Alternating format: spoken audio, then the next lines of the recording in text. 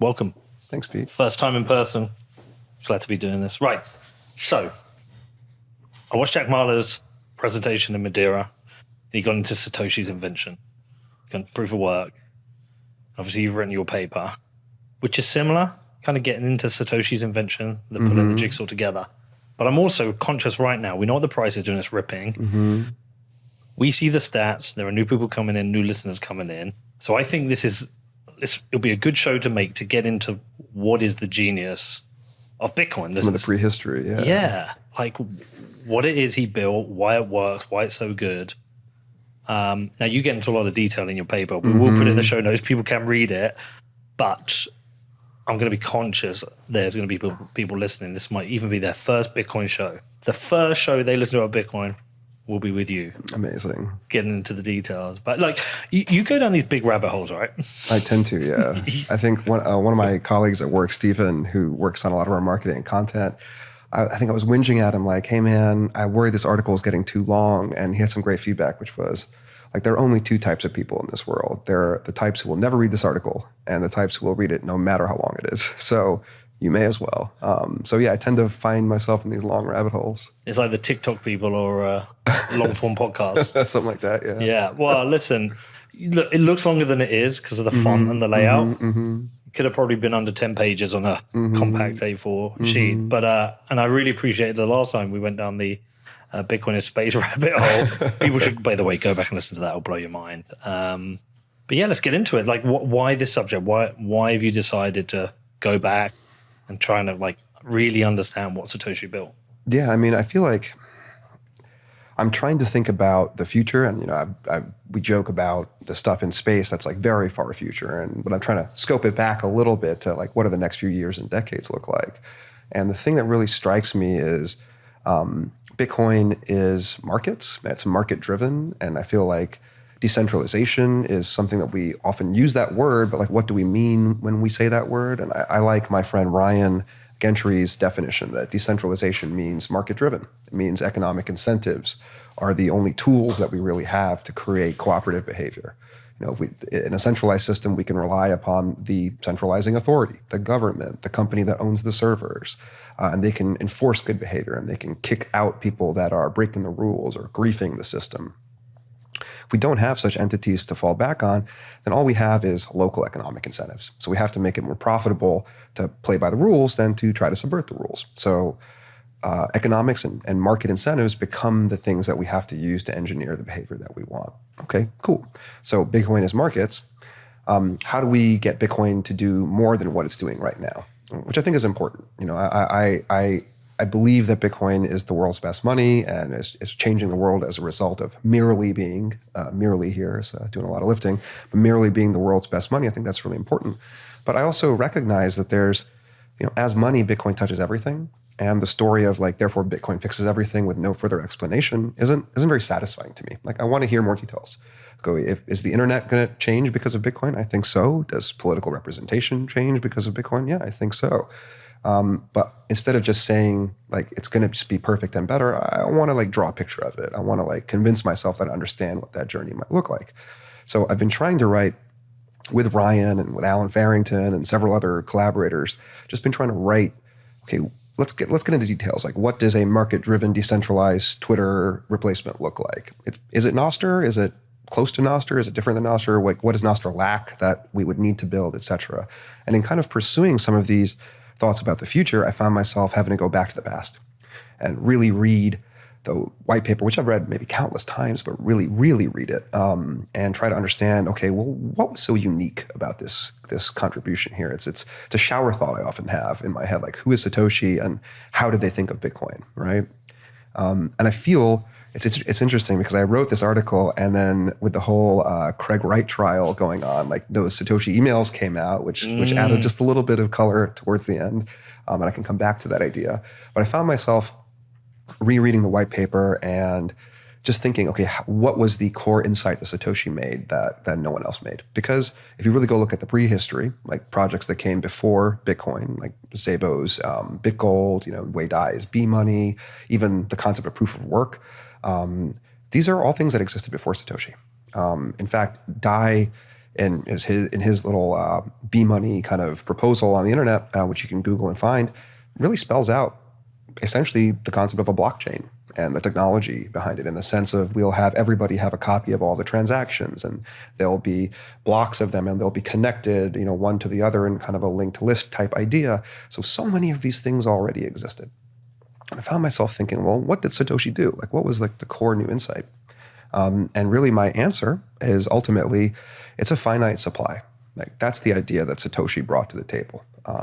And I kind of had this conceit of like, if it was 2007 and someone handed you a copy of Wei Dai's B Money paper or article on the internet or Usenet post or whatever it was, and said, hey, this is a really cool idea, but I want you to make it so that the monetary supply that's being talked about in this project is finite, which it wasn't the case in prior projects like BitGold and B Money and so on.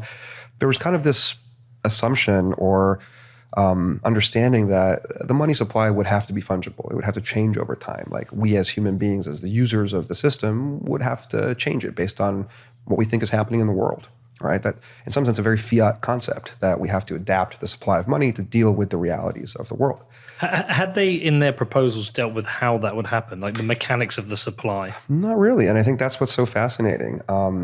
So Nick Szabo does it to an extent where he describes the creation of BitGold as something that really anybody who does proofs of work is really creating money on some level. But he acknowledges that if you build a more powerful computer, or if you get access to a lot of computing power, you could flood the market with BitGold.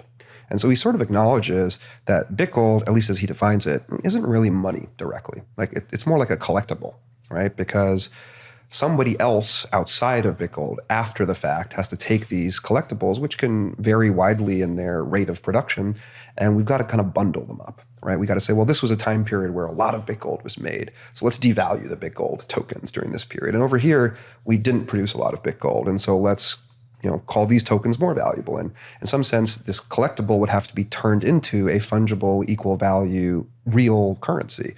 Already sounds too complicated. Right. And how are we supposed to do this? Well, because maybe it's transparent. Maybe the argument was that it'll be more transparent, if not a perfect system. And Wei Dai does something similar when he talks about B Money. He says there's 4 phases of the B Money auction process. Like, phase 1 is planning. So as users, we decide how much money we want to create, and we each independently come up with an answer to that process. And then phase 2 is we bid. So we each, as users, the 3 of us, or really 3 million of us probably in a real version of this, we would say, well, I want to create this many tokens of B Money for this many units of computation, this many proofs of work, or whatever you like. And so then in the third phase, computation, we go out and we do the appropriate computation. And if I did as many computations as I claimed that I would do in my bid, well, then in phase 4, we create the corresponding money supply. But to your very perceptive question, there's no details discussed as to, well, how are we going to get this consistent?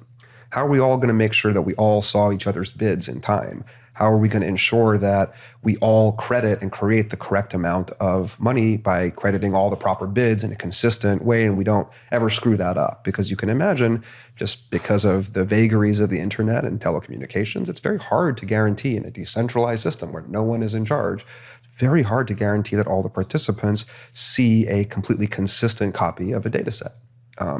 Very hard problem. And unknown consequences of this, people will try and game it. Yeah, for sure. They would try to game it. And I think there's an interesting line in Dai's B Money report, which is during the money creation process, the network must create B Money tokens in order of the highest nominal price. That's a fascinating comment. And it's just sort of tossed out in the paper. But it means basically we don't like, if I made a bid and I was like, I'm going to create 1 billion units of B Money for, one tiny bit of work. That wouldn't be a bid that we would want the network to actually honor, because that's a very low price for the creation of B Money. In some sense, we only want the network to honor the highest bids that were actually completed. And my argument as kind of a, decentralized systems, distributed systems, computer science type guy is highest is a really hard thing to do. In decentralized systems, right? Because highest means definitionally, we take all the elements of a set, we put them in one place, we sort them, and then we draw a line and we say, okay, above this line, these are the highest ones, and these are the ones we're going to actually honor and create money from. But again, in a decentralized system, how can each of us independently make that choice consistently? That's really difficult to do.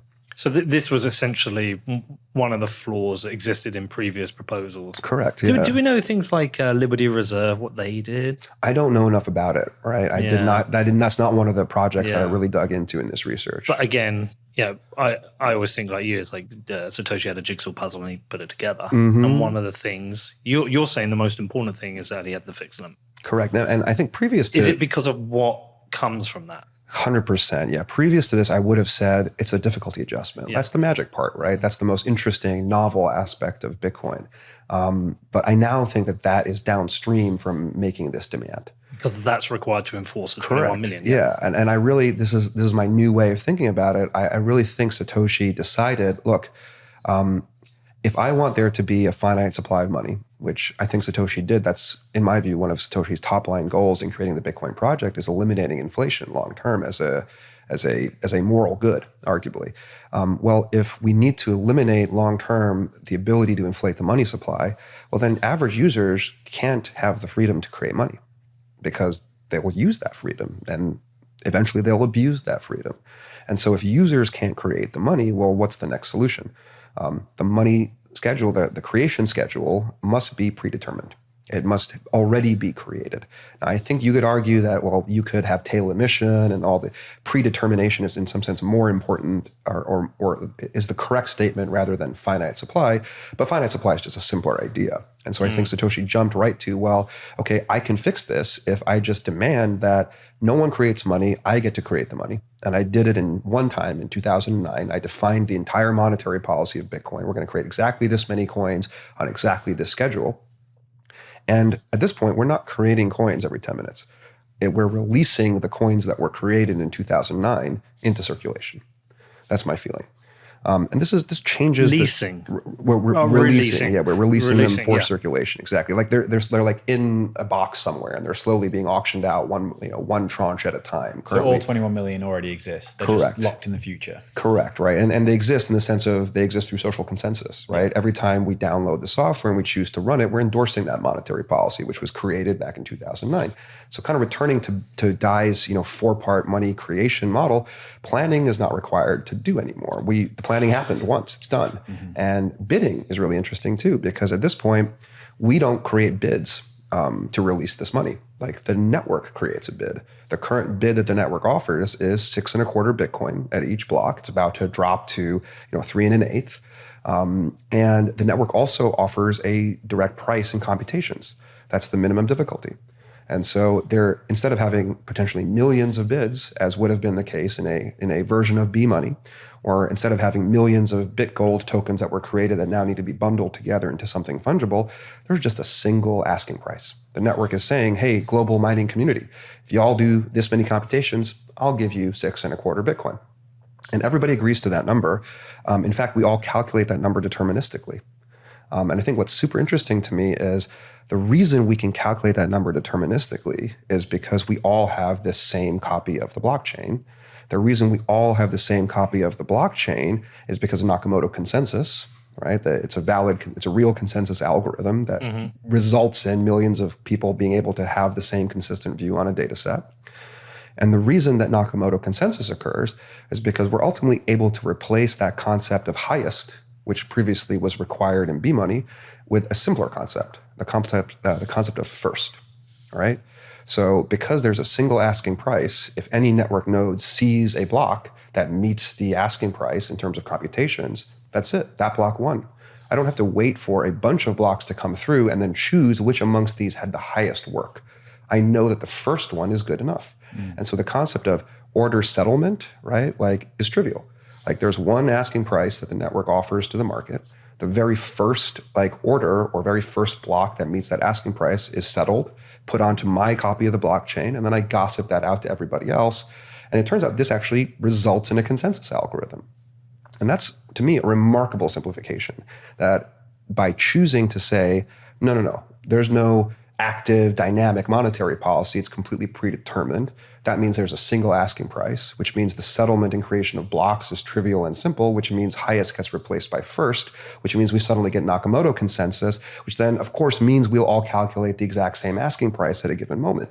So that circularity that actually allows Bitcoin to work, I think comes directly from imposing the constraint that we don't get to create the money, that it was already pre-created on this predetermined schedule. I think that's like super interesting. You're going to have to answer something for me technically. I won't know. When a miner finds a block and they issued their 6.25 Bitcoin, how is that issued to them? How do they actually receive that Bitcoin? So there's a Coinbase transaction, right, which is kind of the first transaction in any block. In fact, it's the only transaction that's required in a block, and I'll return to this concept here maybe in a minute. And when the miner is assembling, when the miner is working on the block, they build what's called like a block template, and that template contains a bunch of input data. It has a reference to the prior block that they're building off of. It contains any transactions that they want to insert and mine in that block. Turns out they don't actually have to insert any transactions. They're free to mine empty blocks, which is interesting, and I'll return to that concept. And they also inject their own public key. Which transfers the Coinbase Bitcoin to them. Correct, yes. But not straight away, right? There's a delay. There's a little bit of a delay. I think it's either 100 or 200 blocks that they have to wait, and that has its own reasons and lore behind it. But yeah, basically they're kind of putting their address, if you like, onto that block, and they're mining and mining and mining and mining. And as soon as they find a winning block, they broadcast that block to the network because, of course, they want to win the 6.25 Bitcoin. And importantly, the network doesn't have to wait and be like, well, what other miners are also possibly winning right now?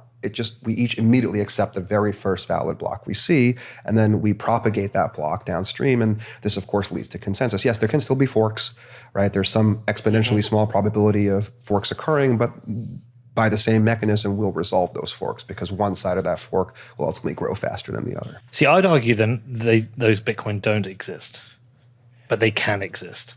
And they're created at the point where the block is created. That's when they exist. But the software allows them to exist in the future. I think that's fair. I like the idea that they all exist and they're just locked in the future. That's my way, the way that I like to think about it. But it's totally fair. Like, I won't crucify myself on that point. I actually don't, at the end of the day, don't believe that the semantics are particularly. You can believe either side, and it kind of still hangs together. I think the philosophical discussion's fascinating, though. It's a great thing to argue over beers about, yeah, for sure. But the reason I like to frame it that way is because then, coming back to the difficulty adjustment, right? This seems like a very magical idea. Like, how did this guy think of this? It's so brilliant, amazing. My argument is, well, if you decided you want to release 21 million Bitcoin over 140 years, you need to make sure it takes 140 years. Yeah. Suddenly, this question, you start to think about, well, I need to think about the rate in time at which blocks are being made. That was not a concern in BitGold or B-Money. In BitGold, if we're making more coins, like faster than we usually were, or faster than previously, or slower, it just means that we have to value those coins differently. I think the cool thing about the difficulty adjustment is that he didn't try and guess based on Moore's law or whatever. It's like a self-referential thing. So he could never predict it incorrectly. Yeah, no, exactly right. And I think that was something that previous projects tried to do, right? BitGold and B-Money are both like thinking behind the scenes of, well, computation is tied to the difficulty in the real world of how powerful computer software is. And we can think about a commodity basket of goods, and we can try to value computations in terms of those. Satoshi doesn't have to do any of this because, again, in my mind, Satoshi thinks all the coins exist. And therefore, I must regulate the rate in time at which the coins are released into the market. That's a very natural conclusion if you think you're auctioning off a fixed supply. Right? And again, like I think you can easily tell the same story by using creation instead of release. And sometimes I will still slip and I will say create instead of release. But I think it's it's much more natural to imagine that the difficulty adjustment and then the concern of I want there to be a fixed rate in time at which we produce these things, that becomes a natural conceit. As somebody who's an interviewer, at times like this, you start to think of the questions that you would ask Satoshi if you ever got to interview Satoshi. Oh my God, yes. And one of the things I'd love to know is, where did you start? Did you start with wanting a peer-to-peer money? Is that where you started? Or did you start with you wanted to stop the debasement money? You wanted to have a fixed supply? Or did you come with the money first and then you realized for this to work, it had to be fixed supply? So what were the steps you went through? And we can't know. It's really hard, yeah. And I think what I'm telling is a just so story. Right? It's like, how did the zebra get its stripes? Like, it may be true, it may not be true, but it helps me to think about what makes Bitcoin successful. And interestingly, with this whole ridiculous Craig Wright trial, right, we got a new trove of emails that came out. And I had just written this article that was like, oh, Satoshi read B money and then eliminated the supply, the ability to create tokens from users and a predetermined supply. And that's, of course, how it had to work. And in this email trove, there's an email from Adam Back to Satoshi saying, hey, have you read B money? This sounds like your project. And Satoshi responds, I haven't read this at all. Oh, really? How interesting. And then he says, but my own thinking starts from exactly that point. Well, this is how one of the things they caught Craig right out with. I didn't know that. Yeah. I missed that. So what did they catch him out with? Well, I don't want to get it wrong, especially as I'm still in active litigation myself.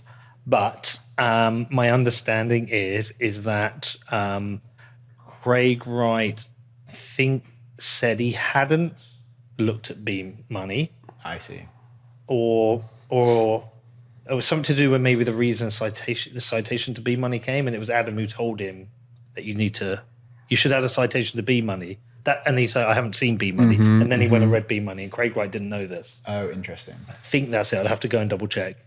Yeah, and to be honest, I didn't know it either. I sort of assumed, of course, Satoshi read B money. Yeah. It's the first reference in the white paper, right? But it turns out it's only the first reference in the white paper because Satoshi recognized that his own thinking starts from exactly that point, got the reference from Adam Back, supposedly tried to reach out to Dai, but then included the reference. So on some level, like, am I right or am I wrong? I'm probably actually wrong, technically, in my framing of how it went down historically, right? I think it's probably not exactly what I'm saying, but nonetheless, I think semantically, it's a good way to frame like how. It's often interesting that like the way a person comes up with an idea is not the way that that person explains the idea. Subsequently, it's not the way that history comes to understand the origin of that idea. Like those can be different things, but I really like this framing because partly for me, it connects back to like the real story I'm trying to tell around Bitcoin and markets. And the notion that really what's happening is every 10 minutes, the Bitcoin network is holding an auction that has a fixed asking price and that it's selling this next tranche of Bitcoin that quote unquote already exist to the entire global mining industry. I think another interesting thing to think about is Can we work through that? Yeah, let's work through it. Because that's never would have been how I've explained it to people. It wasn't for me until recently either. Yeah, for mining for me, and I don't even say they're solving a math problem. I say it's a needle in a haystack. They're all racing to find a needle, and the first person who finds it wins it. It's a guessing game. So that's all it was for me. But I've not thought of it as they're bidding because there isn't a fixed price for the bid, and there isn't a fixed number of hashes. There's only a minimum difficulty. Which and then like an assumed average rate. But sometimes you get a block 1 minute off the last one, seconds off the last one. So you're gonna have to explain it to me how there's like a. I think it's like a two-sided auction in some sense. So it's like the Bitcoin network is offering an asking price, this many coins for this many computations. But how many computations? Because it could be one computation. Essentially is one computation. Exactly, right? Yeah. So there's two sides to this. So like I like to frame it as for a certain number of computations. What is that exact number where it's related to the minimum difficulty? There's a factor of 2 to the 32. There's some math you can do to figure out what I would call literally a price. So I think at every moment, the entire Bitcoin network has a single price. It's Bitcoin for computations. A price is always a ratio, and that's the price. And it's interesting, like when a given miner, to your point, wins the block, that miner did not do that many computations, right? Because no miner has 100% of the hash rate, except for maybe Satoshi himself in the earliest days of the network. That miner always represents some tiny fraction of the global hash rate. So any winning miner did not pay that price. But we believe that the overall industry of miners did pay that price. The assumption is everyone else who didn't win a block was also continuously mining. And how do we know that? Like, why is that true? Because the amount of time that the network took to meet that asking price is itself a bid offered by the entire mining industry. And so in some sense, there's two sides to this whole little market going on. There's Bitcoin, the network saying, here's the current asking price, this many coins for this many computations, and the network waits until some block comes in that quote unquote meets that minimum price. That miner didn't do that many computations, but we assume that the overall network must have. And if they didn't, well, then it must be if they paid too many computations or if they paid too few computations, well, then it must be the case that the time it took to meet that bid was different than 10 minutes. And so that the network then tracks over 2016 blocks or so, the adjustment. What were the times? And each of those times can be thought of as itself a bid. That the entire industry is offering these 2,000 or so bids in sequence, and then the network pauses and says, well, what were the most recent 2,000 bids in time for how long it took to produce this? I'm going to readjust the price so that the bidding time matches my target time of 10 minutes. There's every chance you've thought about this in way more detail than Satoshi. It's hard to say, right? Like I know that time chain is like a really interesting concept and word to use, that was something Satoshi thought of. So I know that the concept of time is deeply embedded into Bitcoin. I think hopefully all of us have read, and if we haven't, to your comment about new folks joining your audience, Gigi's wonderful article, Bitcoin is Time, is an absolute mind-bending thing to go look at. But I really think that this framing of Bitcoin being a market between the entire network of users and the entire industry of miners is an important framing. Partly because I think it helps me drive the narrative that I want to drive, which is that all decentralized systems have to be markets. And therefore, I'm trying to understand, well, what is the core trade that occurs in Bitcoin, like at this fundamental layer? And I believe that's the trade, that's the market. We're exchanging computations for Bitcoins. And I think I've even now started to get to the point where I think this market, for the release of Bitcoin into circulation, or if you like, the creation of Bitcoin, I'll accept either, is a distinct market from a closely related, but I think separate market, which is the market for blockspace, the market for transaction inclusion and the settlement of Bitcoin transactions. Yep. Right? On some level, I think both are markets in which we're exchanging Bitcoin for computations, right? Proofs of work, mining, the Bitcoin mining industry, et cetera. But the first market, which I call the layer 0 market, which is mostly what we've been talking about so far. This is a market that solves the problem of how do I release a supply of currency fairly into circulation. The layer 1 market, which is what I like to call it, is a market for how do we get transactions with this currency to achieve finality. And there are some artificial constraints in both of these markets. Like the artificial constraint at layer 0 is, of course, the predetermined Bitcoin monetary supply curve of like how the rate at which we're either creating or releasing Bitcoin into circulation. At layer 1, the artificial constraints are the block size. And so we can only fit so many transactions into a block. The layer 0 market, I argue, is a market between two aggregates. It's a market between the entire Bitcoin network and the entire mining industry.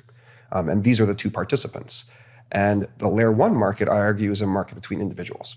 It's a market between me as a Bitcoin user putting a bid out there with this specific transaction and how many Satoshis I'm willing to pay for having this transaction included into a block, and a specific miner that goes and looks at all the transactions in the mempool, selects some subset, and puts them into that block template that we were talking about earlier, and chooses to then therefore win. It's a direct peer-to-peer market, whereas the layer 0 market is a market between these aggregates. And I think that's super interesting. Like a block that a miner mines with 0 transactions in it is a trade, if you like, in the layer 0 market that ignores the layer 1 market. And of course, over time, as the supply of Bitcoin is either fully created or fully released into circulation, the layer 0 market goes away. It doesn't exist anymore. The only market left is now layer 1. And so in some sense, these markets today both exist and they're sort of shadow each other, but I actually think they're in some sense kind of independent from each other because one can choose to transact at layer 0, but not layer 1. And that over time, layer 1 entirely replaces layer 0. I think this is really interesting, right? Like the order book, if you like, at the layer 0 market is trivial. There's a single asking price, and the very first matching block comes through, settles that order. Like the order book at layer 1 is non-trivial. It consists of all pending Bitcoin transactions in the mempool. It's not a huge order book, but it's bigger than just one standing asking price. And the settlement of orders in layer 1 is chosen when an individual miner, it's not quite individual miners anymore, we have mining pools, et cetera, but maybe Stratum v2 changes that. There's some details here we're glossing over. But at layer 1, like it's a slightly more complex market because it has more degrees of freedom. I think this is a pattern that continues to grow. Like at layer 2, right, which is something like the Lightning Network or other kinds of channel-based markets or whatever. This is now a market for fast settlement, right, that doesn't go directly on the blockchain. The scarcity that we see in this market is things like liquidity or the availability of Bitcoin. And the number of like orders and standing in the order book is vastly larger, right? This isn't just every transaction we're trying to get into a block. This is every Lightning payment that could potentially ever be made between all the people trying to buy coffee or whatever it is that we use the Lightning Network for. And this is really exciting to me because I feel like that's the real vision I hold, is that Bitcoin is layers of markets. And as each layer kind of relies upon functionality from the layer below in order to function and work, but each layer also increases the reach and scope of Bitcoin and allows it to do more interesting things. Obviously, layer 0 without layer 1 is not very interesting. All we're doing is creating or releasing Bitcoin, and then we can't do anything with them. That's not a very good form of money. We obviously need layer 1 in order to be able to transfer Bitcoin to each other. But then layer 0 and layer 1, without any layer 2s beyond them, I think are pretty limited, right? It's going to be very difficult for the entire world's economy to run on Bitcoin if there's nothing above layer 1. Right? We have to create new markets that allow Bitcoin's reach to grow. And I think that story just keeps going, right? Layer 2 is ostensibly about, small payments. I think layer 3 is it's something about the internet. It's about routing and the transmission of information digitally online. And I think it's super interesting to think how layer 0 is deeply connected to time and energy. Layer 1 is deeply connected to blockspace and mining pools and those kinds of systems. Layer 2 is deeply connected to routing and like the Onion network, which lives inside of the Lightning Network. It's cool that each layer thinks it's about one thing and winds up solving these sort of unexpectedly adjacent problems. I think that's a general pattern here. There's like a thing people say about Bitcoin. They're like, if Bitcoin works, yada, yada, yada. Mm-hmm. Which I always think is right now, it's a stupid thing to say because I kind of think it has worked. Yeah, I think totally. we are beyond that point, whether it's a regulatory crackdown or a catastrophic technical failure. I think we're beyond that now. Mm-hmm. I think we're in the field of like Bitcoins. There it works. I don't consider it as a beta software. I consider it as live software I use. If I want to transact, I want to send money to Danny in Australia, I can send him Bitcoin. When I was at Madeira, I would say 95% of the transactions were with Bitcoin. Mm-hmm. Only 3 were base chain. Majority were Lightning. Mm-hmm. Some were cash. 2 people asked to pay with the card and said, we don't bother anymore because it's just pointless. Like, it is a live working system. So when people say, if Bitcoin works, I think, are you at the point where you know it's working? Are you thinking ahead now? What's next? Is this why you're here? And therefore, why did you have to go backwards to go forwards? I definitely think it's already I would say it is working. And the lower the layer we're talking about, the more confident I am in that statement. Okay. I'd also say, to be fair, we don't know what demons lurk in the details, right? There could still be bugs. Of course, yeah. Right? And so there's a reason. But any reason, system can have that. The internet has bugs. Absolutely. Yeah. I think the goal is to get to a point where we believe Bitcoin has no bugs at all. It will take some time to get there. And I think something that has made me deeply resistant to value or care about things like Ethereum or other systems that insert Turing complete capabilities into the base layer is, I don't know how much y'all know about these ideas, but like computer science, halting problem, et cetera, undecided. You cannot prove that computer programs do what you think they do in general, right? Arbitrary computer programs. The only kinds of programs that you can really prove to yourself work exactly as you think they should are programs that are by design limited in their scope and capability. Why is that? It kind of boils down to a computer science idea of code is like infinitely powerful, right? There's no program we can write that can take an arbitrary other program, look at it, and decide, yep, this does what we think it does. And if you think about it, like that's where the origin of gas comes from in Ethereum, right? An Ethereum blockchain cannot look at a particular smart contract, determine, aha, this is how long it's going to take to execute this call that I make. It has no capability to do that. So what happens instead? We invent the concept of gas, and as we run opcodes and so on in the Ethereum virtual machine, we consume a certain amount of gas until we hit your gas limit, and then if you didn't complete execution, we call that failure and you lost the gas. Bitcoin doesn't have that problem. Bitcoin script is not Turing complete. We can statically analyze Bitcoin script and we can conclude it will take exactly this much memory to run this calculation. It will use exactly this many computational steps. And to me, that's very powerful because that helps us eventually get to a point where we can completely predict its behavior. Not just because its capabilities are smaller, finer in scope, but because we've also had enough cycles to know that they exactly work the way that we do. I think it's easy, for lay people to assume that because Bitcoin is somehow less capable, it's because Bitcoiners are less smart or less creative. We couldn't figure out how to put, arbitrary computations into our base layer. Like, that couldn't be further from the truth. I think because Bitcoiners want to live in a world where Bitcoin is the basis of the entire world economy, we recognize it can't have downtimes, it can't have bugs. It can't be like, oh God, one day in 2057, somebody poked a smart contract and the entire world's economy came falling down. Like, that can't happen. And so the way we achieve that is we limit scope on purpose. The trick is we don't want Bitcoin to just be a calculator.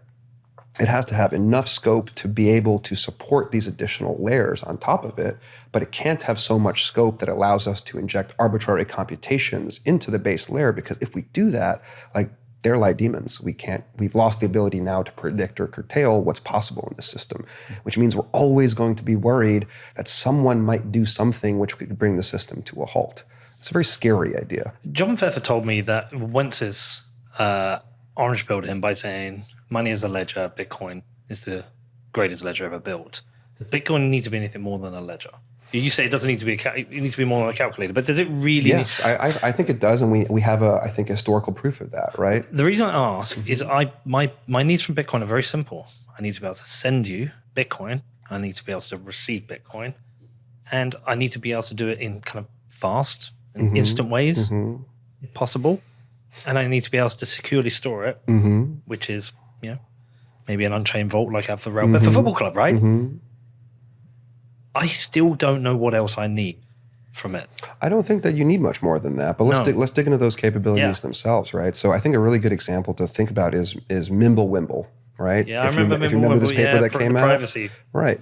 So there's an interesting trade-off that is proposed by that Mimblewimble paper, which, just to summarize briefly, it's I would say a meaningful improvement in Bitcoin's privacy. Like, it hides the inputs and outputs of transactions so that we don't really know how much coins were going in and out, yet we can be confident that the transaction somehow still balanced, which is a fascinating idea to hold in your mind. Cryptography is magical in these ways. Why didn't everybody embrace Mimblewimble and be like, oh, of course we need to do this to Bitcoin. Yep, let's change Bitcoin's script to virtual machine and replace it with the virtual machine and the rule set that was proposed in the Mimblewimble paper. I think the short answer is, if we were to accept that, we lose some things that we really want. So, for example, we lose multisig. Right? And if we lose multisig, okay, now that's meaningfully changing the kind of security we can have over the Bitcoin that we protect. And if you value that as I do, that's a non-starter. Second, we lose the capability to build layer 2s in meaningful ways. There's something about layer 2's requirement to be able to peg in and out at layer 1 that requires some minimal capabilities at layer 1 over and above, quote unquote, calculator type balancing questions. Didn't Litecoin add Mimblewimble? I don't know. I don't know what happened to Litecoin. Yeah. They might have added it, but I don't know that people are building layer 2s on Litecoin. But losing multisig on Litecoin would have been interesting. And I think in particular, there's this old idea of transaction malleability, which is an issue back in like the 2016, 2017 era, that based on Bitcoin's design, like, two different transactions could wind up with the same TX ID, like that sort of string that we use to describe the transaction, which is not just an arbitrary identifier. It's in some sense a hash or a deterministic calculation based on the contents of the transaction. There was the concept of malleability, that I could change the underlying transaction, but I could still wind up with the same TX ID. Like, why does that matter? Well, it turns out TX IDs are really important for us to then build second layer systems. Like, the TX ID has to be some strong identifier that constrains the capabilities downstream of what layer 2 can do. In order to really have Lightning be able to succeed and not be gameable in some important ways, we needed to fix this transaction malleability issue, and that's part of what SegWit delivered in 2017. And so I think it's really interesting to think about, we were offered a chance to reduce Bitcoin's computational capabilities to even a simpler model, and overall the community rejected it, even though that would have maybe given us more privacy, because we cared ultimately about at least some capability to build higher layer things on it. With that said, no one has ever accepted the notion that we should somehow inject arbitrarily complex, smart contracting kind of capabilities into Bitcoin, because that's too far, right? There's a little bit of a Goldilocks here, where you've got to have just enough computational flexibility and expressiveness to be able to describe the constraints that allow layer 2s and other somewhat more complicated multi-sig structures to exist and work. Yet you don't want to go so far that you've now got people building applications into layer 1. Like, that's a mistake. I haven't looked into it yet, but we talked about BitVM earlier. I don't know anything about it either. Right, okay. Yeah. Because Danny was saying to me that you can essentially bring Ethereum capabilities to Bitcoin. I was speaking to the guys at Botanix Labs who have done that spider chain thing. I don't know if you looked into it at all. I'm way behind. I'm definitely not the person to explain it, but they showed me a demo of it working on testnet, which, I mean, it just looked like Ethereum. It had all the capabilities. And I think that's with no soft fork. So, I mean, if they want to build it, presumably there's no way anyone can stop them, even if you wanted to. My understanding is that the magical thing that they have figured out how to do to a degree is put evidence or constraints or milestones or markers of certain computations into the blockchain at layer 1, but not the actual code and logic of the computations themselves. Okay. Right? So they would have to exist outside. Somewhere else, and then they sort of sync up. And I think that's very powerful and cool. In some sense, that's kind of what Lightning was doing. Maybe Lightning is doing it in a constrained way, and BitVM is offering you a path to do it in a more general way. That doesn't mean you'll be able to afford to do all those computations in a way that directly connects back to layer 1. I think this kind of touches on the whole ordinals debate and what is blockspace for and how expensive should it be and what kinds of use cases should we tolerate, et cetera, et cetera. But at no point has anybody figured out how to do arbitrary computations within the Bitcoin blockchain, because by design, that's not possible, and nor is it desirable. How do you feel about all the ordinals and PRC20 stuff? I don't care. Just I just don't care. Like, I think some people are really into it. Cool, good for them. If they pay the fees, they get to use the block space.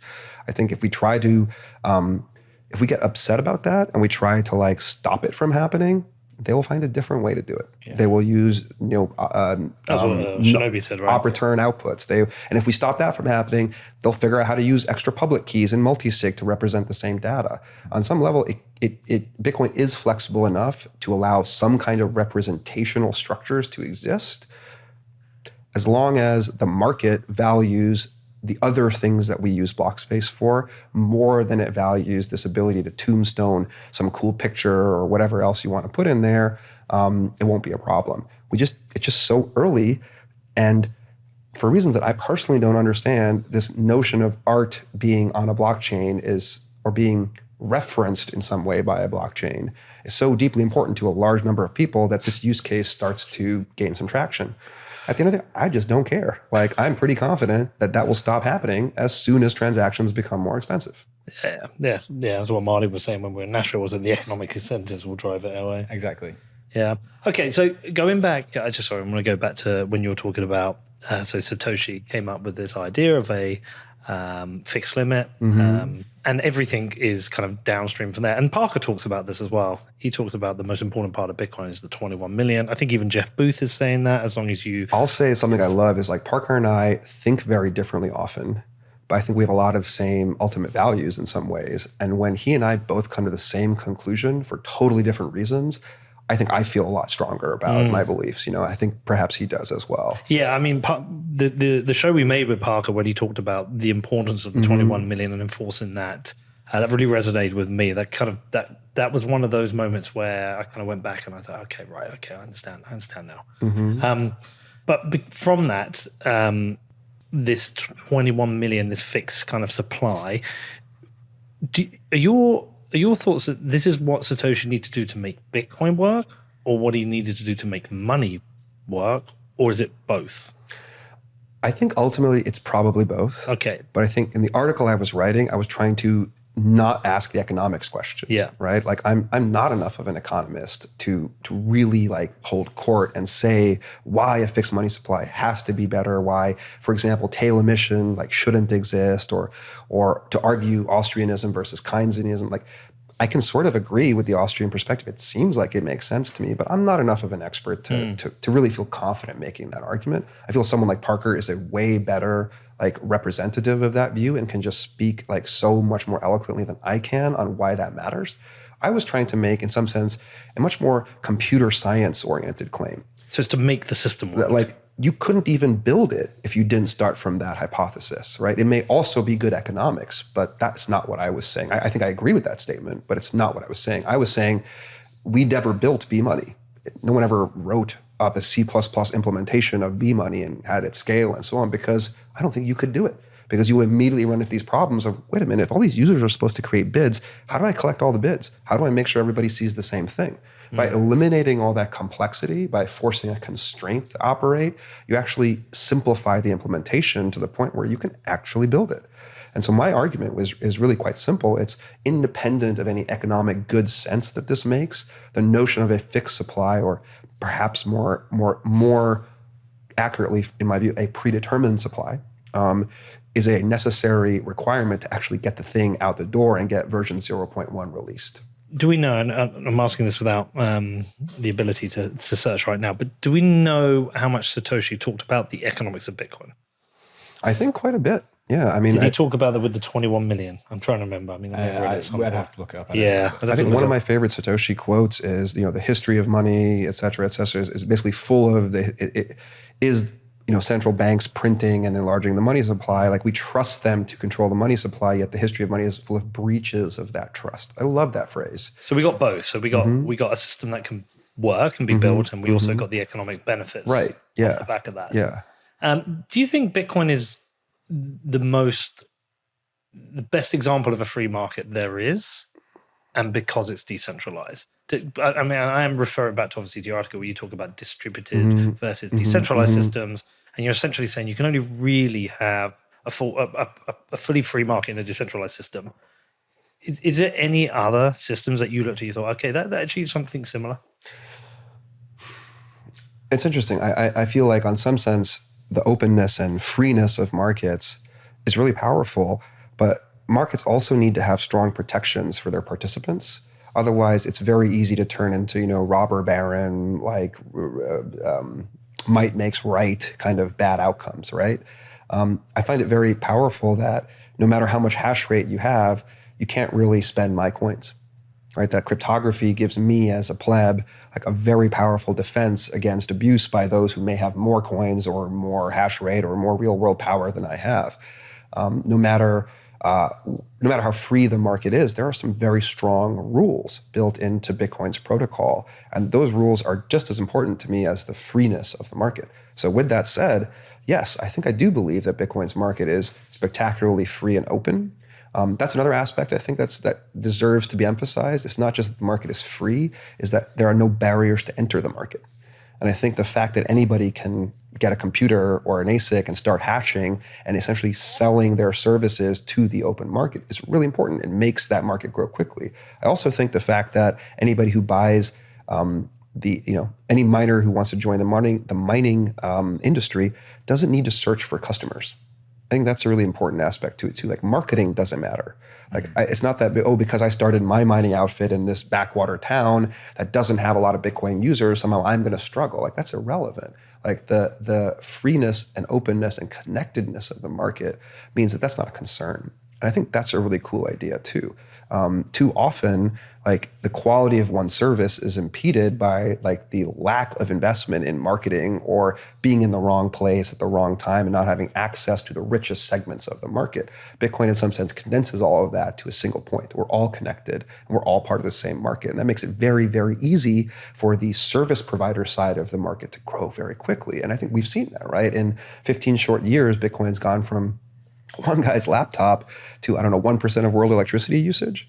Like, that's incredible. And that is partly because you don't have to solve these ancillary problems. Like, you just step in and you're immediately selling your service to a market of people that are ready to buy it.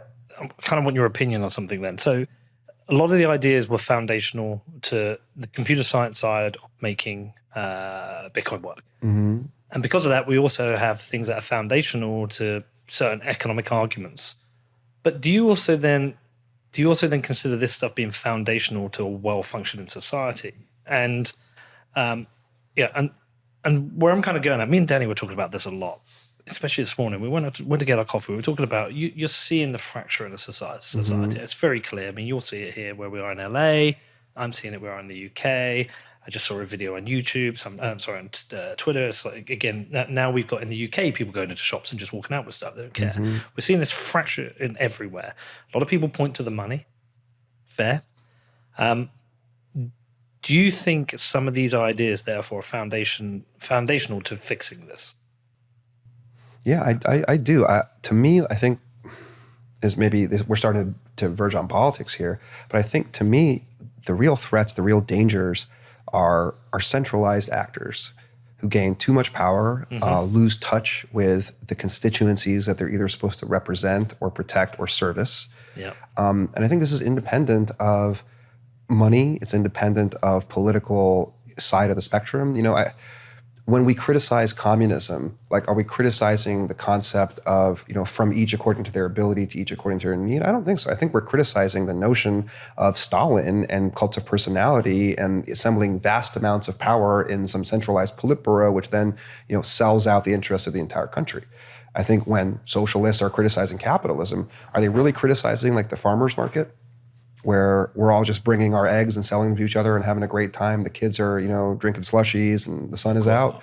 I think they're criticizing massive, like consolidation of power, influence, and control by huge companies that then subvert like the democratic process, and et cetera, et cetera. So I sometimes think that behind the scenes of a lot of criticisms from people that seem to be completely polar opposites are actually talking about the same danger. They're talking about the danger of centralized power. To me, like, that's why I would say what attracts me most to Bitcoin is its decentralization, more than the concept of a fixed supply or whatever else. I think the decentralization is what allows us to protect the fixed supply. If Bitcoin were to become centralized in some aspects, that becomes the point of control. That becomes the fulcrum over which we can begin to change its rules and alter its protections and start to change its contract, maybe increase the supply, et cetera. The fact that we can't get our shit together to make governance choices is actually a strength in a lot of ways. And so in that sense, it comes back to, in the absence of centralized power, how do we get everybody to work together? All right. And the answer has to be strong economic incentives, which are coded in at the very basal layer of how the system works. So yeah, I totally believe that Bitcoin is a big part of the solution to like systemic human global problems.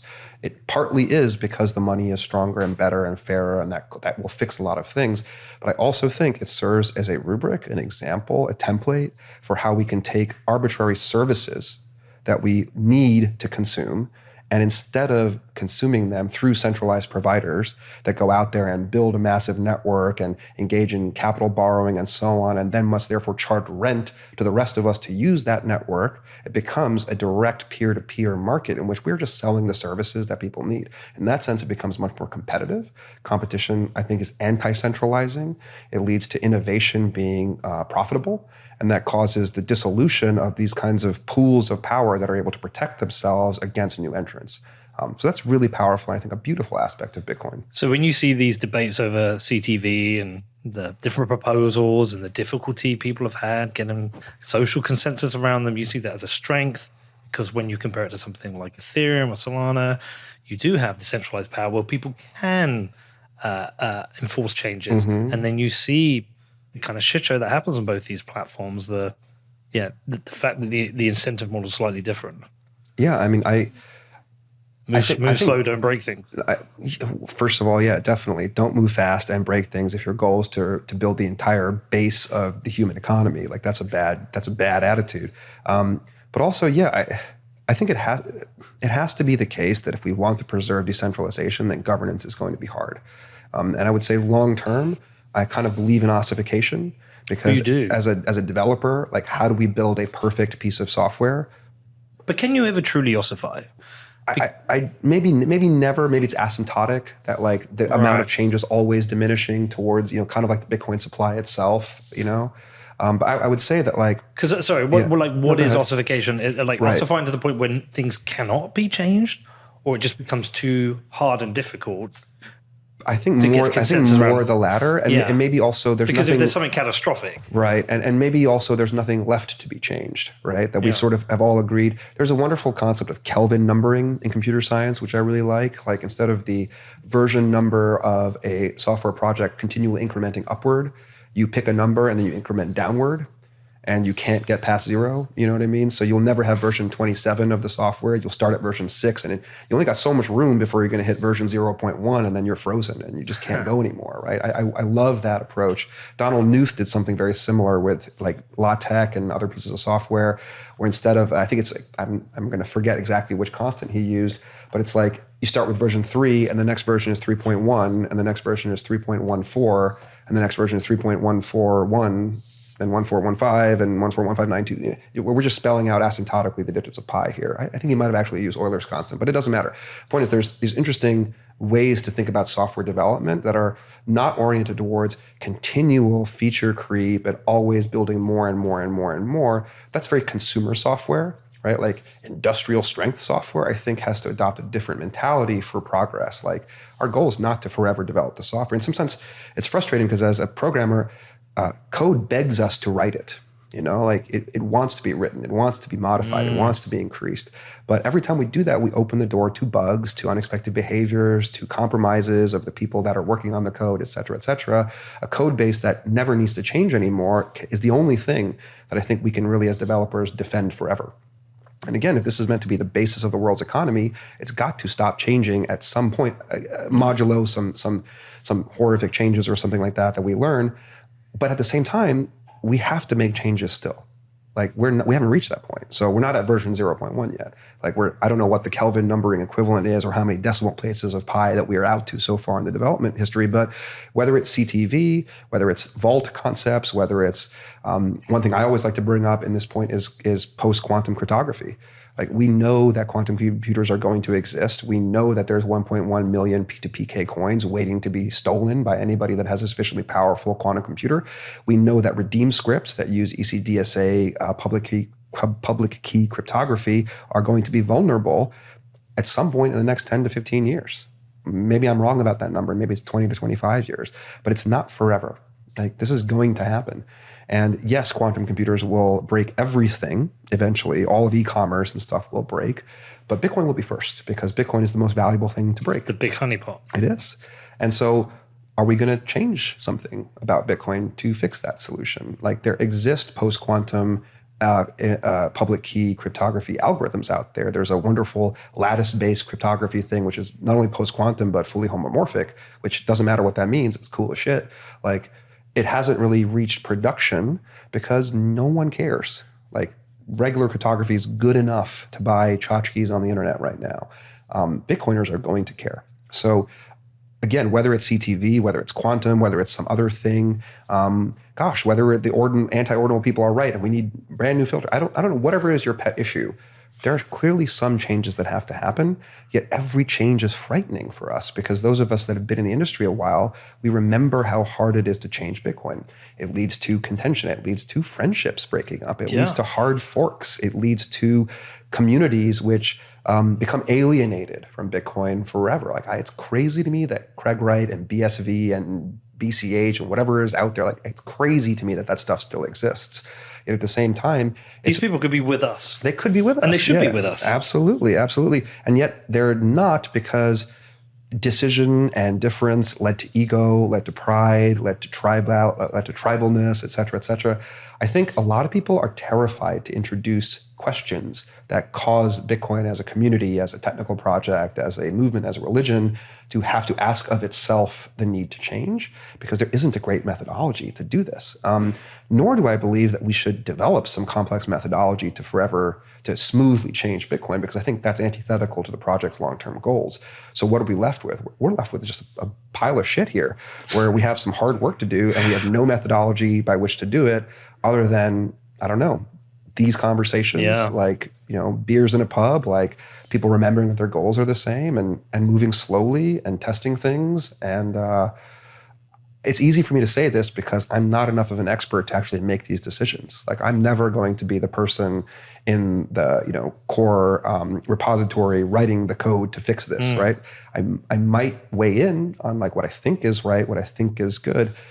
But I'm glad that there are other people who know more than me who make this their full-time responsibility to think about these issues. All I can say as something of a pleb on the outside is, well, I know there's going to be some changes coming, and I'm just preparing myself for how painful that's going to be.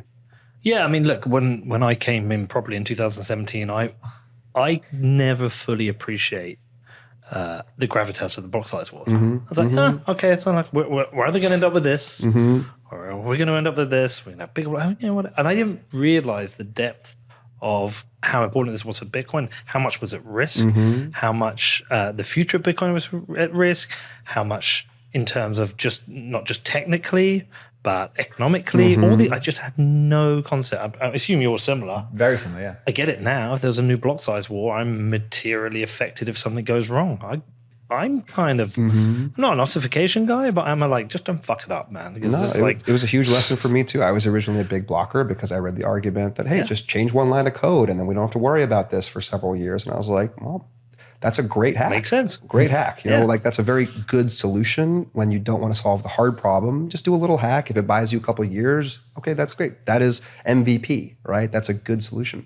It took a little bit more research, a little bit more reading to realize it's not that simple. Like, yeah, okay, you can make that one line change, but Bitcoin is deeply nonlinear. Like that will affect all sorts of other properties in ways that are hard to predict, sync times, fork rates, etc. Maybe it's not goal. Maybe we need as a community, because we are never going to be able to make an infinite number of changes. This isn't really analogous to a development shop, like, working on their mobile app or something like that. You don't get to make changes every 2 weeks as you do sprint after sprint after sprint. So you can't make the quick fix here and then 2 years later, when it starts to really matter, go out and make the real fix. You kind of only get so many shots, So you kind of got to make them count. And at the end of the day, I think what we wound up with in 2017 as a result of those block wars, like SegWit, a methodology to actually introduce soft forks and signaling, the solution of transaction malleability, a meaningful block size increase. It's a wonderful hack. I really salute the core developers who sort of threaded the needle here to find something that was like the least objectionable way to solve a lot of problems. And yet it created incredible pain and suffering in the community as people felt they weren't listened to. They forked off, did their own thing. I think it opened the door to a lot of Craig Wright's bullshit. That frustration, that original sin of feeling he's been riding that emotion for almost a decade now. Well, there was an incentive for certain people to say, oh, he is Satoshi because he believes in bigger blocks. And so he was brought into that fold. I interviewed Roger Ver out in Japan when I was very green and new. And he told me Craig Wright has the private keys. He told me he's Satoshi. And then, obviously they had their own falling out. But I worry we will go through the same again. Oh, yeah. But I'm confident we won't. But I worry it happens. I think it's coming. And it might not be CTV, it might not be the quantum stuff. I don't know. There's going to be 2 or 3 major changes, I think, still that will have to happen. And they'll be scary, but I think it's okay. I think part of my goal is, and I think yours as well, is if we educate, if we're honest, if we're vulnerable, and we talk about how challenging these things are, and we kind of focus on what our end goals are rather than any particular individual or problem or whatever, hopefully we can get through it. And at the end of the day, I think because Bitcoin has already won meaningfully at layer 0 and layer 1, because it is already the world's best money, it's not widely understood perhaps to be the case, that there's enough momentum behind this. I don't see the Bitcoin project failing because of these decisions. I just see a lot of pain, that's all. Well, it comes with some pressures about who you should talk to and about what and the questions you should ask. My biggest challenge came when I had Peter Risen interview booked back in 2018, and people were like, why the fuck are you interviewing this guy? I was like, oh, well, all conversations should happen. I interviewed Craig Wright. You should talk to everyone. And actually, no, I disagree with that now. I think sometimes you should talk to anyone you want to, but I also feel a sense of responsibility not to waste time and mislead people with bullshit. Yeah, I mean, you're in a very different position than me. You have a platform, Well, I think for me, it's I have a business and I have to reflect my values and my goals and desires and the things that I choose to work on in that business, where I choose to spend my time there. And I think that matters. I'm very proud of my business, but it's not a platform in the same way as your show is, right? Do you think with a business, you think about Bitcoin slightly differently than you do as an individual? Are the incentives exactly the same, or can there be some differences? I'll give you a great example, right? I regret some of the sponsors we've had in the past. I'm like, yeah, they're a business. They're on their C round. They're well funded. they're regulated. Yeah, I mean, of course we'll take their money, and now they've turned out to be scams and bullshit that have cost people a lot of money. And I now feel a responsibility as a Bitcoiner to really think through some of our sponsors. And we've gradually been not completely there, shift into more Bitcoin focused companies. Like we worked with Unchained for a while. Yeah, and I feel that pressure as a Bitcoiner. But as a company, like the incentives are very different to an individual. I won't say that I agree that they're totally different, or they can be meaningfully different to an individual, but I feel like they're actually very similar, different, but similar to the challenge you're describing operating your platform. There's a lot of things we've been advised to do at Unchained historically by investors, by clients, by smart people in the industry. Why aren't you guys doing an ICO? Yeah. Why don't you accept Ethereum? Why aren't you? Ethereum, which is actually one we did do for a little while, which I think really wound up holding us back, and we were in a hangover from having done Ethereum for a couple of years, even though we only operated it for like 12 months, less than 18 maybe. You had to unprogram it all, really. I had to unwind all this bullshit that I created to be able to support both Bitcoin and Ethereum on equal footing, and maybe a third and fourth thing down the stream. I wish I hadn't done that. I think that held my business back. So that is a mistake I made. But thank God I recognized it in time. I'm happy we did never do an ICO. I'm happy we never built a yield product where the client was the where's the yield come from, right? Like these kinds of questions. There was tremendous pressure to do these things because people can point at other organizations that are doing them and ostensibly succeeding. And I think Unchained has grown slower than a lot of other businesses in the space. But man, we've survived. Low time preference. Exactly, where others have failed and died as a result. And I can be proud of that, but I can also share with you how stressful it has been to feel like, am I making the right decision? I mean, I got like these days 100 people at Unchained that like I feel very responsible to. But I've also got thousands of clients that I need to protect, my family members, myself, and I've got a ton of investors. It's really hard to thread the needle and keep all these parties happy at all times in the same way. I think the way that I like to do it is try to understand where I think Bitcoin is going, try to understand where it came from, like where are we in this trajectory, like what is a fad, like what is something I need to like pay attention to and really connect with and focus on. And I would say, as an individual who loves Bitcoin and is emotionally and intellectually really turned on by it and wishes I could do all sorts of fun things, I'm very careful to, I think when you see articles about Bitcoin in space, maybe this is evidence to the contrary, but I'm very careful to try to focus on the things that make Unchained succeed and thread this needle as best I can, as compared to just fall into the things that I just am curious or passionate about. I think if I do that too much, I run the risk of disappointing my friends and colleagues and clients. But at the same time, truthfully, if I only focus in on the details that are going on at work, if I'm only concerned about, well, what did this regulator say? Like, how do we fix that bug? If I don't zoom out every now and again, it's hard to like get a sense of where the industry is going. And then it's hard to derive confidence in, is our plan correct, right? Because I guess I wouldn't know where I think it's headed. I'm not saying I know where it's headed, but I think I have a rough shape of it. And the fact that we're still alive after so many cycles, and that we have a strong brand, and I think very many happy clients, and that we've saved a lot of coins from loss. Like, it makes me feel really good. Well, listen, if we end up requiring interplanetary multi-sig custody, we know you. Only one you'll place be the to guys. go. Okay, Right. just to finish up then. So, where is your attention now then? Where do you think we're going? Mm-hmm.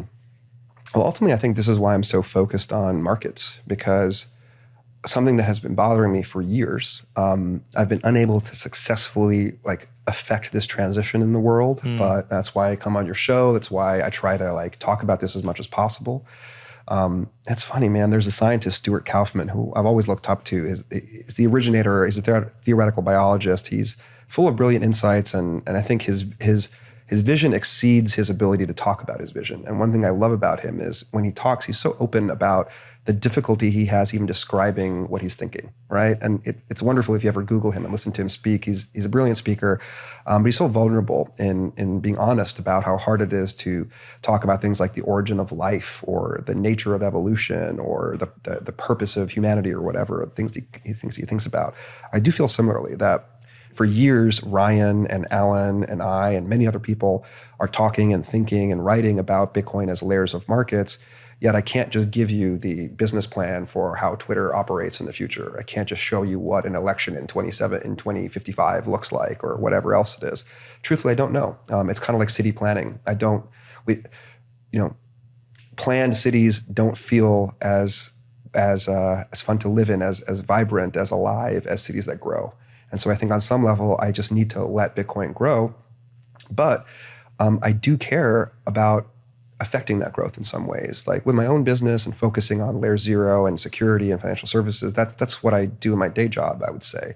But to understand where the industry is going, I think a lot about these layers of markets. And I think, in fact, a lot about Ethereum and how tragic I think it is in some ways that there's this divide has happened where there's all these incredibly brilliant people who are working on altcoins and Ethereum and smart contracts and putting X or Y or Z onto the blockchain. And their intentions, I think, okay, yeah, some of them are scammers, it's fine. Some of them are ignorant, that's fine. But I think a lot of them are like, they care a lot about things that I care about. They've just chosen a really bad solution. They haven't seen that it's unsustainable in some meaningful ways. They still believe that putting everything on the blockchain is sometimes a good idea. That's starting to change. I know that that's starting to change in Ethereum. The problem is, the more it changes, the more the conclusion they must draw is the conclusion I've drawn, which is at the end of the day, if decentralized systems are markets, then economic incentives are how we govern them. The quality of the money is deeply important to the strength of those incentives. And you can sort of see this in the narrative of Ethereum going from world computer to DeFi to ultrasound money. They're realizing, like, wait a minute, I think we did this backwards. Like, we need to start with very strong money and then build up layers of functionality that aren't just more complex smart contracts in the blockchain, but are actually coupled markets. I mean, that's the actual real economy, right? They can't reverse the course of history for Ethereum. Probably not.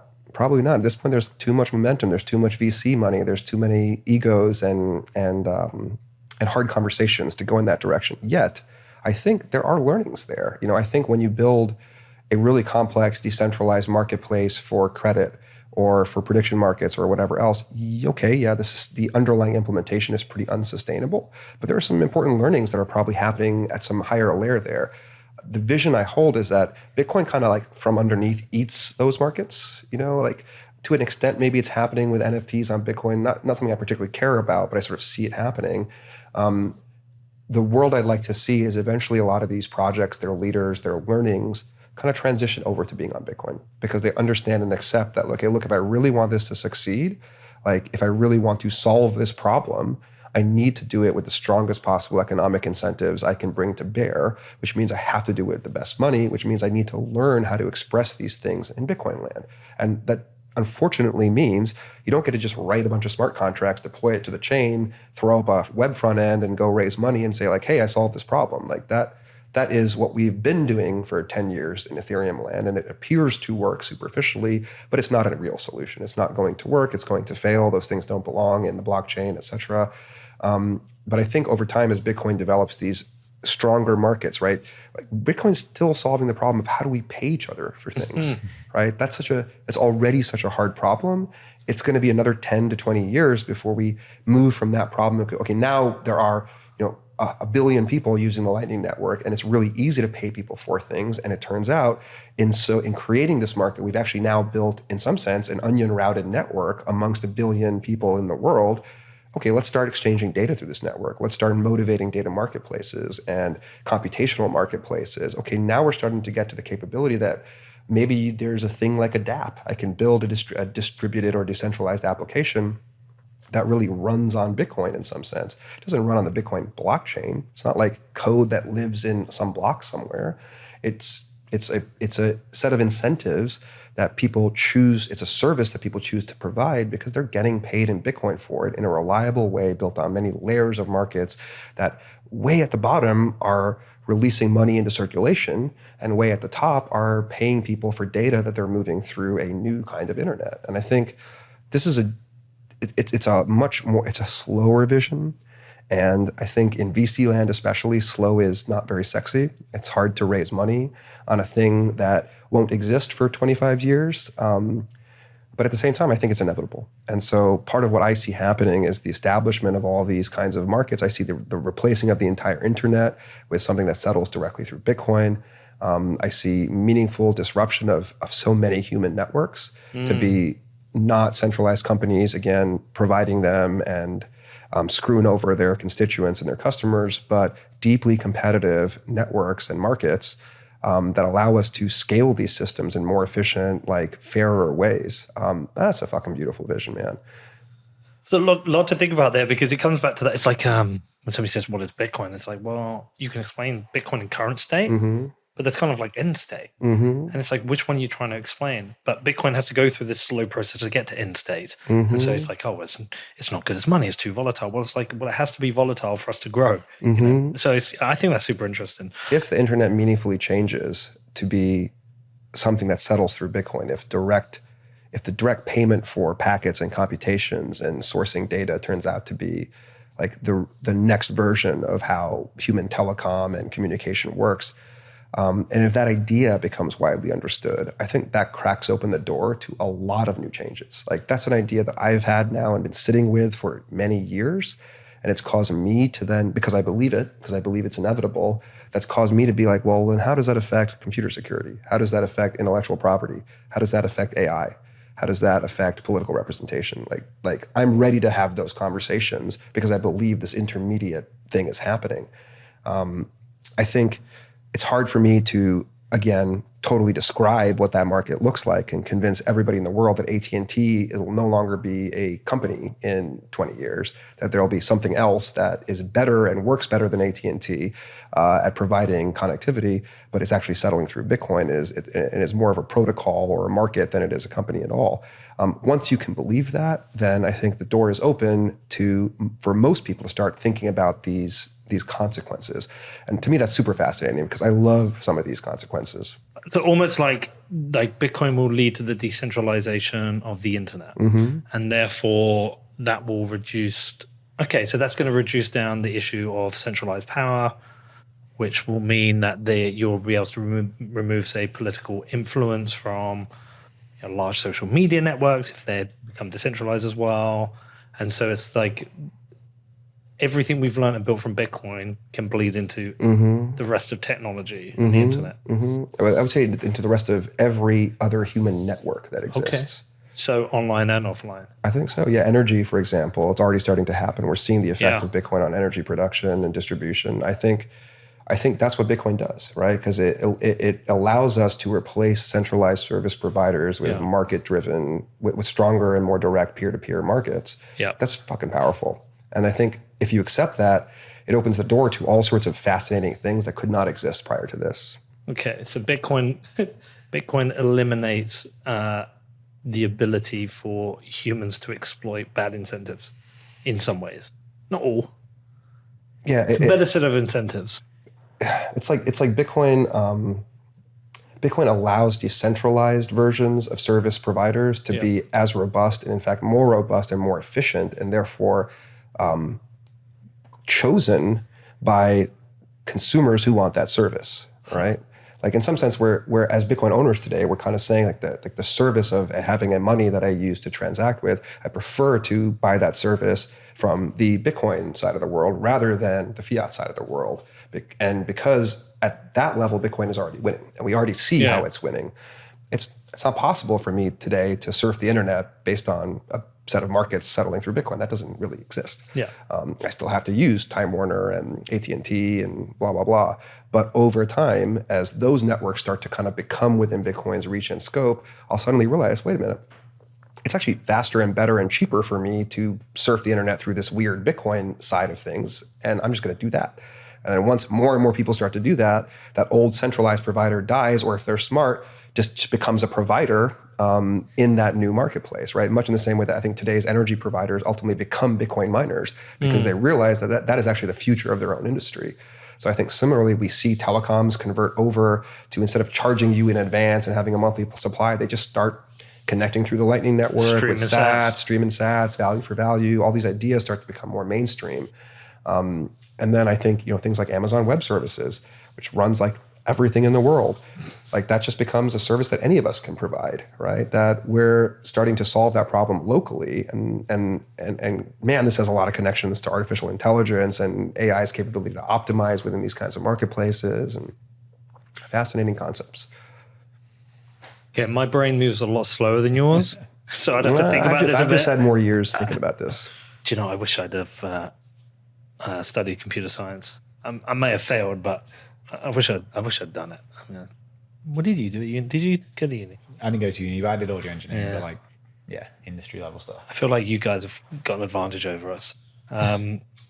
Amazing, thank you. I think we should go away and think about that. You should write a 30-page paper, and we'll come back and discuss Exactly. it. For the dozens of us that will read it, indeed. We'll obviously send people to Unchained. I use your custody solution for our football club. It's brilliant. It's very cool. I've got a new customer for you soon. I can tell you about that in a minute. And we'll obviously send people to the article. We'll put the PDF in the show notes. Anything else? Anywhere else you want to send people? No, definitely keep checking it out and following Unchained. Eventually, I will be able to write down these thoughts in a way that makes sense. It just takes time. Yeah, man. Well, listen, thank you. Thanks for the opportunity, Peter. Danny. Thanks for listening, Thank you. everybody. See you soon.